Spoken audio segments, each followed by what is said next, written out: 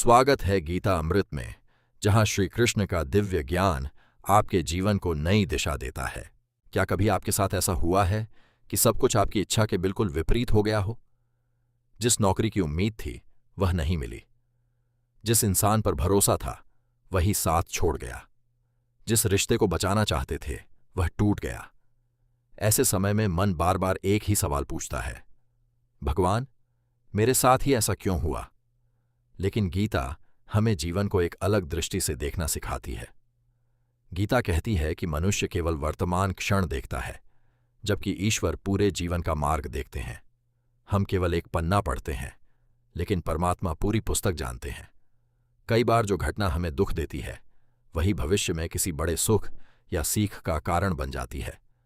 सोचिए, यदि एक बीज मिट्टी के अंदर दबने से डर जाए तो क्या वह कभी विशाल वृक्ष बन पाएगा? नहीं, उसे अंधेरे से गुजरना पड़ता है, उसे टूटना पड़ता है, तभी उसके भीतर नया जीवन जन्म लेता है। हमारा जीवन भी कुछ ऐसा ही है। जब कठिनाइयां आती हैं तब अक्सर हम उन्हें सजा समझ लेते हैं, लेकिन हो सकता है वे हमें पहले से अधिक मजबूत बनाने की तैयारी हों। गीता का एक महत्वपूर्ण संदेश है कि हमारा अधिकार केवल कर्म करने पर है, परिणाम पर नहीं। जब हम परिणाम से अत्यधिक जुड़ जाते हैं तब हर असफलता हमें तोड़ देती है, लेकिन जब हम पूरे मन से कर्म करते हैं और परिणाम भगवान पर छोड़ देते हैं तब मन हल्का हो जाता है। कल्पना कीजिए, एक नाव समुद्र में चल रही है। लहरें कभी शांत होती हैं, कभी बहुत ऊंची। यदि नाविक हर लहर से डरकर पतवार छोड़ दे तो नाव कभी किनारे नहीं पहुंचेगी, लेकिन यदि वह धैर्य रखे और दिशा बनाए रखे तो वही लहरें उसे आगे भी ले जाती हैं। जीवन की समस्याएं भी ऐसी ही लहरें हैं। वे हमें रोकने नहीं आती, वे हमें मजबूत बनाना सिखाती हैं। कई बार हम किसी अवसर को खो देते हैं और दुखी हो जाते हैं, लेकिन कुछ महीनों या वर्षों बाद पता चलता है कि वही घटना हमें किसी बेहतर रास्ते पर ले आई। उस समय समझ आता है कि हर बंद दरवाज़ा अंत नहीं होता, कभी कभी वह हमें सही दरवाजे तक पहुंचाने का माध्यम होता है। गीता हमें विश्वास रखना सिखाती है। विश्वास केवल तब नहीं जब सब कुछ अच्छा चल रहा हो। सच्चा विश्वास तब होता है जब रास्ता दिखाई न दे, फिर भी हम चलना न छोड़ें। याद रखिए, सूरज डूबता है लेकिन हमेशा के लिए नहीं। रात आती है लेकिन हमेशा नहीं रहती। बरसात होती है लेकिन उसके बाद आसमान फिर साफ हो जाता है। इसी तरह जीवन का दुख भी स्थायी नहीं है। यदि आज कठिन समय है तो इसका अर्थ यह नहीं कि पूरा जीवन कठिन रहेगा। समय बदलता है, परिस्थितियां बदलती हैं, और सबसे महत्वपूर्ण बात, हम भी बदलते हैं। जो व्यक्ति कठिनाइयों से सीख लेता है वही भीतर से परिपक्व बनता है।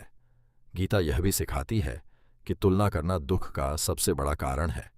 जब हम दूसरों की सफलता देखकर अपने जीवन को छोटा समझने लगते हैं तब हम अपनी यात्रा भूल जाते हैं। हर व्यक्ति का समय अलग होता है, हर आत्मा का मार्ग अलग होता है। इसलिए अपने जीवन की तुलना किसी और से मत कीजिए। अपने आज को अपने कल से बेहतर बनाइए। यही वास्तविक प्रगति है। यदि आज आपके जीवन में कोई समस्या चल रही है तो घबराइए मत। हो सकता है कि यही संघर्ष आपको उस इंसान में बदल रहा हो जिसकी आपने कभी कल्पना भी नहीं की थी।